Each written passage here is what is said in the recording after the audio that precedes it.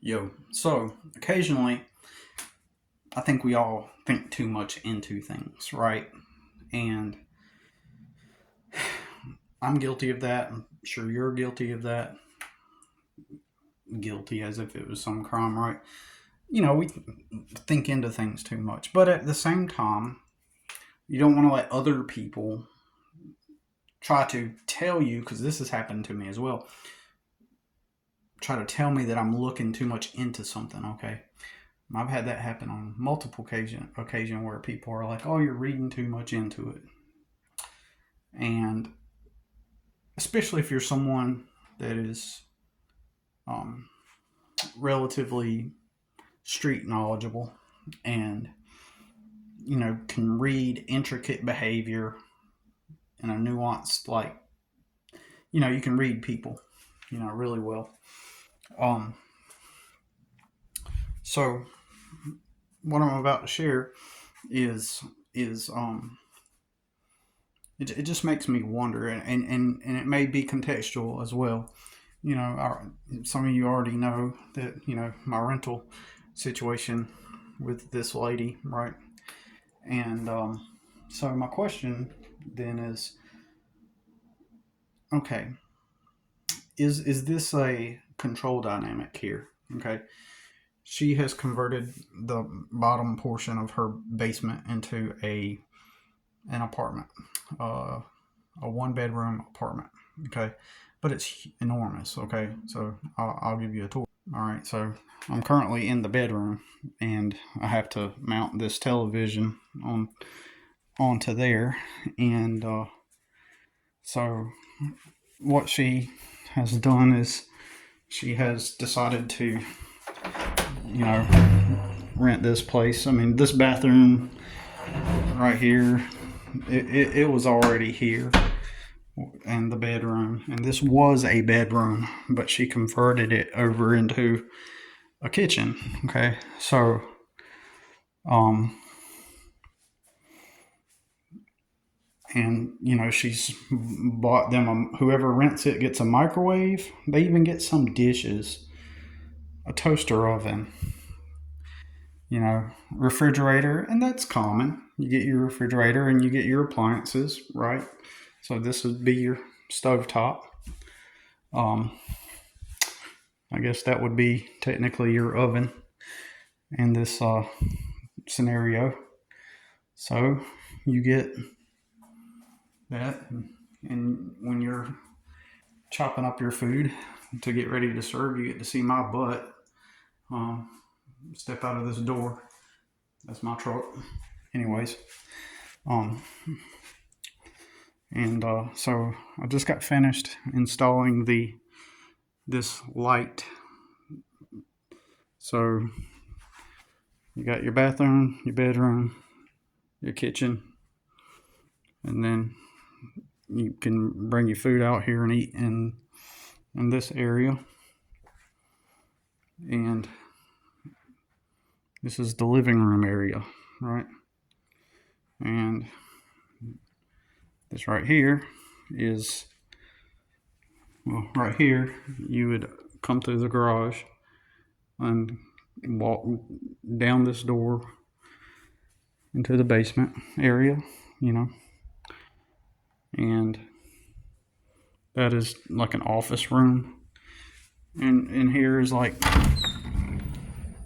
the basement, a bunch of storage space, but it's the owner's storage space. I don't know if the renter will have access to that. I'm pretty sure they would be able to reside in here if they or use this area since it's all part of a big area. This place is actually pretty enormous, really. I'll try to give you a wide angle view. Okay, so, anyways, my question then is, okay. So she was telling me. So basically, she's providing them a kitchen table, chairs, and she told me that she is um, she got that table, in this chair and said, she made them a reading nook. Okay. This stuff was in here already, the rug, this sofa and the pillows and stuff. This TV, all this right here, all this was already in here. But this stuff is new, this rug and the design, and the kitchen table and chairs. And the bed, she bought the bed brand new. This is the bed that I assembled. This is the dresser. I assembled it from scratch. It was a pain.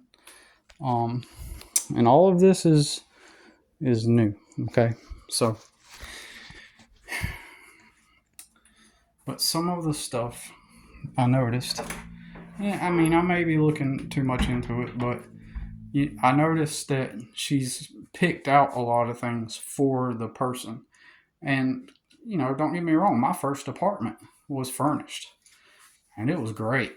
I mean, I'm so stupid. Like, I was ignorant. I'm not stupid. Younger me, I apologize. You just didn't know. But it was an odd situation. I probably would have ended up having to move from there anyway, because the very first apartment I rented, I mentioned this before in another video, he was an old man. He had a house, and then in the back he had a cabinet shop. He converted the cabinet shop into 2 apartments. My apartment was a 2-bedroom apartment. And it had this kind of my bedroom, and then it had this other room that was kind of like it appeared to be like a back porch type of thing that was converted to a bedroom type of thing or something. 2 entryways, furnished with washer and dryer, and what else? Stove, microwave, kitchen table, bed, everything, a sofa. Even in the wall, he had this is before MP3s, MP3 players, right? This is before smartphones and everything. And he had a dang radio CD player installed onto the wall so you can play music and stuff, listen to your CDs and all that good stuff. So, it's common. And also got to put it in the context with this specific person, but she's picked out there even down to, and you can argue, well, she's trying to make it look nice, and that makes sense. She's picked out their blanket, the bed, the blanket, everything, like the type of bed. So I don't know. It seems to me like I would put it for rent first, then find out if they want to bring their stuff or if they are bringing their own stuff. In my opinion, she has potentially reduced the likeliness of someone coming in here to rent it. Like, there may be people. She may have eliminated potential renters by furnishing a place like this. You know what I mean? It's nice, right? Nice and clean. She may have eliminated some of the potential renters, and I don't know. Am I wrong? By furnishing it and I'm just, I don't know. I'm just guessing. My opinion, right? And so then it makes me wonder if some of these things are in fact subtle control. I don't want to say tactics, but subtle control devices, right? It kind of, she has put not her signature, but her imprint on everything in here to give like this is her belongings. You get what I'm saying? This is her, and she is the type of person that acts very aggressive uh, with and in a controlling way. Like she can be really nice a lot of the time, um, and also be, fly off the deep end. And so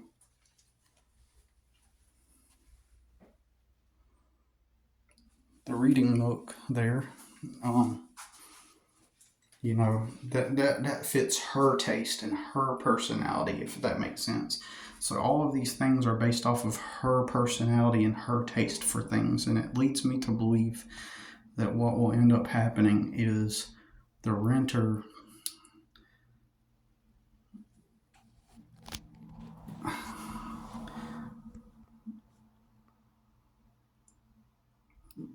and another thing is the basement. She's still going to want to come down and get stuff in and out of her basement, especially on holidays.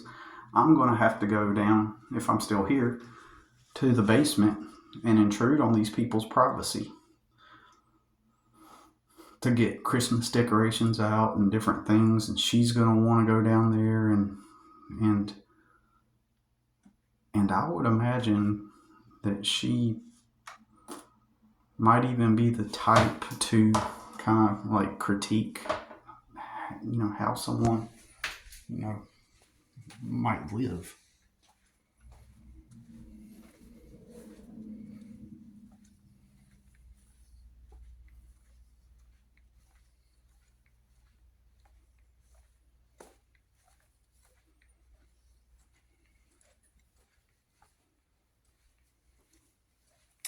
So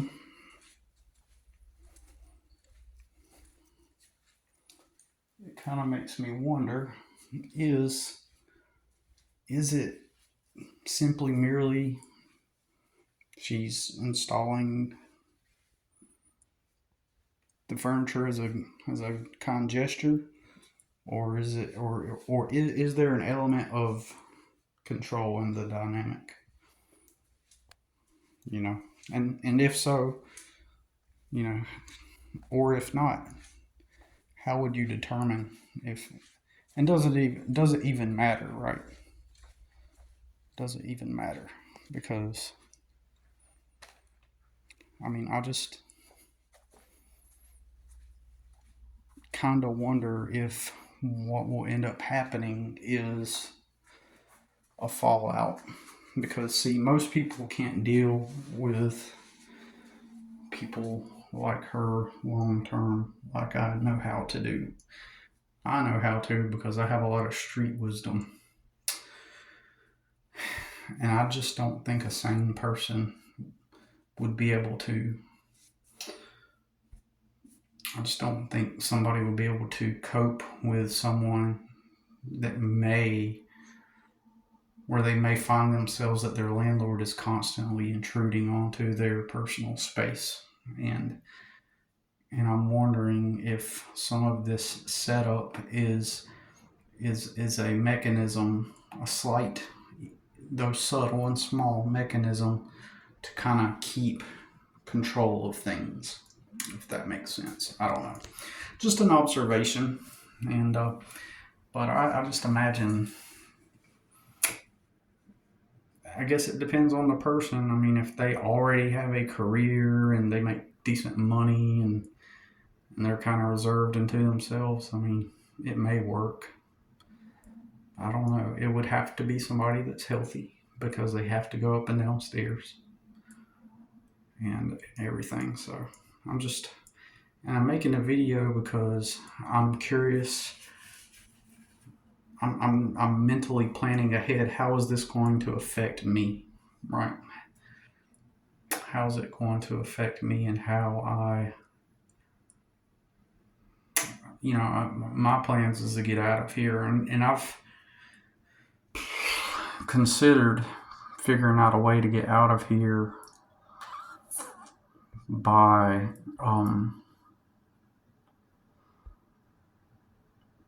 before my son turns 18, which would be highly risky because since his mom has an open DSS case on her,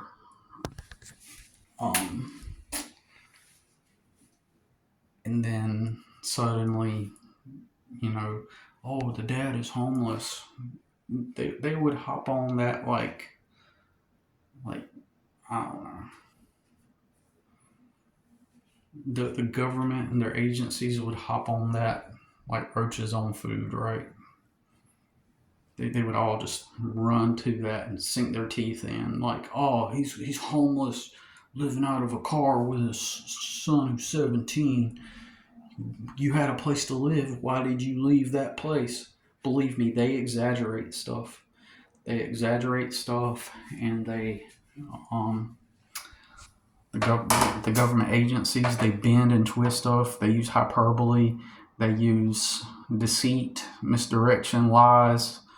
They use techniques and tactics to frame narratives in a way that makes you look bad. And and the United States allows it to happen. And they know it's happening. It's not even a secret. Under the pretense, under the gesture, or the presumption that if they're targeting someone, then they are righteous and just because they are the moral authority, pillars of or beacons of nobility and pillars of righteousness, right? And so when they attack a person with a kid or that has kids and go after them, then there must be something that the parent has done wrong because they're the authorities, right? So that's the way it's framed. And then the vast masses all collectively nod their heads in agreement. Oh yeah, this is, they just by default assume your guilt until you can prove yourself innocent in the land of the free and the home of the brave, right? I don't know. I just thought I'd make a video about it, and then I'm also going to, these are the reason why I'm contemplating this. I'm reading into the nuance. And even if I do go overboard and overthink things or think too much into things, at the same time, thinking those things is what has saved my life. Even if I've been wrong, by continuously weighing the options, measuring the variables, looking into things in depth, and even considering outrageous scenarios, considering the most outrageous outcomes and scenarios. These are the things that have allowed me to survive, at least, and not be dead or not. I know people that they weren't as intelligent as me in that regard, and they've had their lives destroyed. I know a guy. He thought that he was going to get a really good paying job, right? And in that way, he could pay his child support, and then be able to actually live, right? And have money, pay his child support, and just have money and be able to live. And so he went and got him a really good paying job. Like I think he traveled and if I'm not mistaken,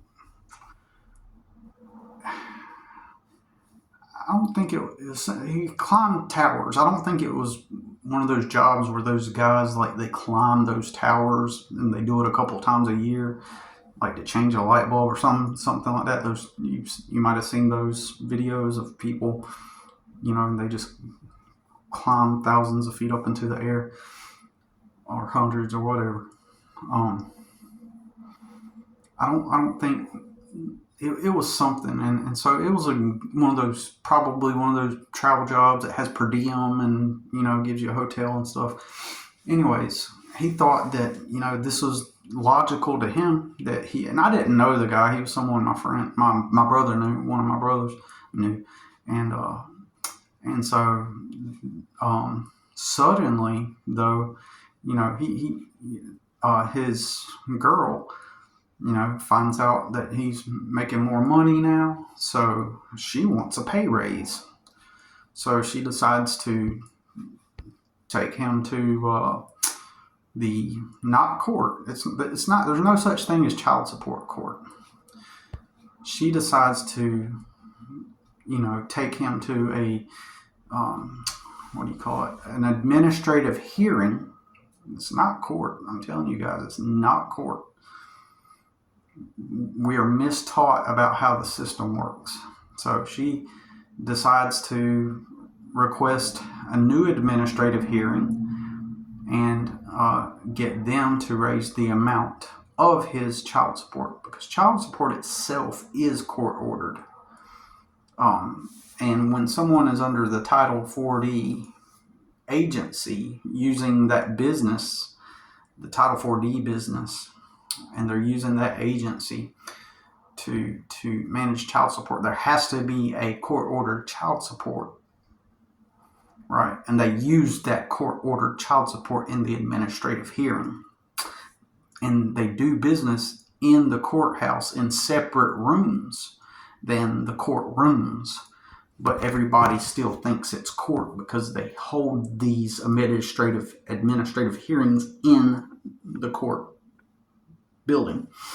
So, and sometimes a lot of states, South Carolina had to do away with it. In fact, South Carolina at one point had to order for there to no longer be any administrative hearings, and I think it lasted for a year, where they had to drop everything. They opened no new hearings. They got so corrupt that the government, it reached the governor, and the governor made an order to cease all administrative hearings because the corruption was so bad. They were just trying to find any means they could to get a man in jail. That's what they were doing back in 2013, right? They were doing anything. Like they would just anything they could to open up a new case, throwing them in jail too, because they get paid, they get funded, they get more funds, more case. Even now today, what'll happen is these agencies, they'll eventually get caught in corruption, but the people are ignorant to the system and how things actually work, and they take advantage of that. And so what they'll do is they'll attack it, they'll let it die down,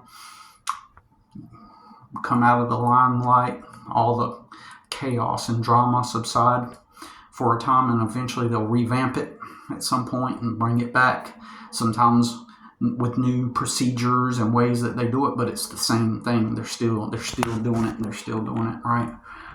But in 2013, they were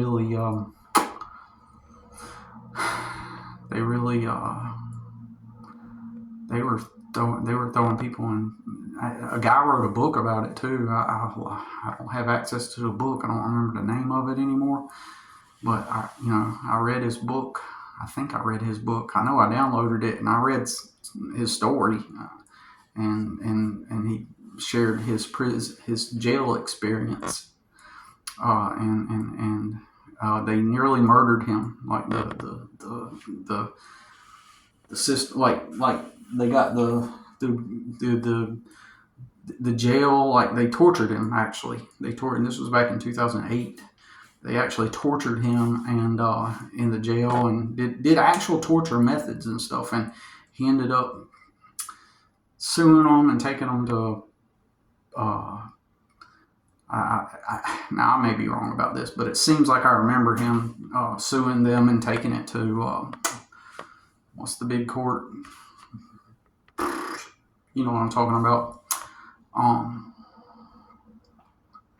Supreme Court. But he was blocked and along the way and tortured, and he wrote a book about it and everything. But anyways, it got that bad, so that was around this time too. And so this guy got a good job, and she wanted a pay raise, so she took him to this administrative hearing. But then suddenly they started laying people off. at his job, and his kid's mother was the vindictive type, and his since he got the good paying job and he had the child support got raised up, he was unable to pay, and they ended up locking him up in jail for a year. And when you're in jail and you still need to make the income to pay for the child support while you're in jail, so it's still active.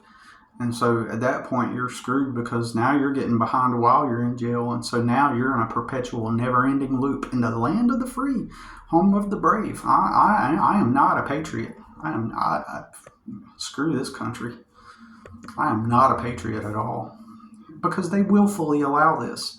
The American people ignore it, brush it off. Oh, they're the authorities. So screw everybody, right? That supports, that turns a blind eye or even actively supports it. Yeah. So he ends up going to jail for a year because of the vindictive mom. So now the jail gets paid and the Title 4D program gets reimbursed more money back into the system. It's all a scam. It's all a scheme. And it's not a few bad players. It's not a few bad apples. This is just an overarching, common, normal, corrupt syndicate in the country that people are totally okay with. So yeah, anybody that supports this, I hope that they're cursed, and I hope that their kids are cursed in the same manner as those who became victims of it. I don't want to apologize for that. I hope they all experience the same hardship until something changes. But anyways, kind of went off on a different topic there, but still.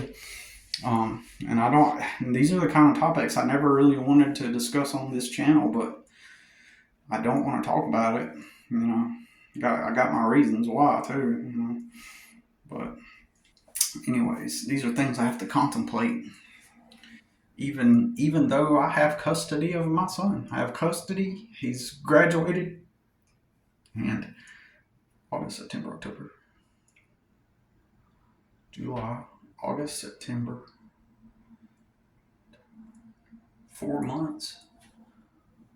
Got 4 months. Maybe I can endure it out, and right on the day he turns 18, we can get out of here, or I might have to wait until like right after he turns 18, something like that. I have to kind of play it by ear.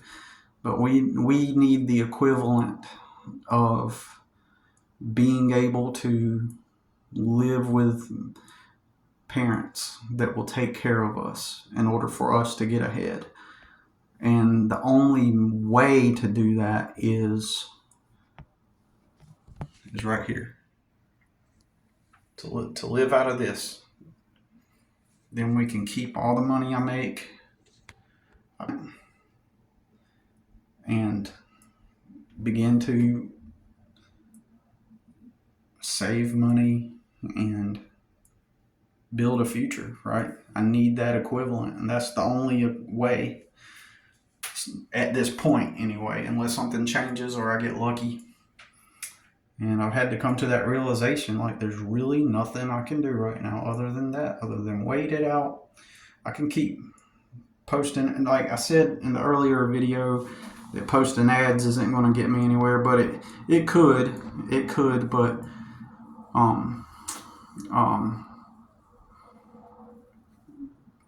it would just take time. It would just take more time. Like it's taken this amount of time to get me to where I'm at today with all the setbacks. So I'm weary of establishing my business name in this community too, right? And I don't, maybe it's not a great, and I potentially don't want people to, it'll get out, but even still, if I decide to move somewhere else, I at least want to be gone for a while before people figure out where I'm at exactly. Like I kind of want to be incognito for a while, disappear, you know what I'm saying, for a bit. Eventually they'll find out, and that's okay, but I'm just saying, just need to go somewhere where It's a better circumstance. And that's what's needed. So, all right, y'all. That's all I got to say about it. What do you think about that? Am I right? Am I? I don't. I personally, I don't think I'm reading it too much into it. I just think I'm being aware of the environment, aware of the circumstances and the dynamic. You know what I mean? And being cautious in a healthy way about the situation. All right, that's all I got for today. Tell me what you think, and I'll talk to you soon.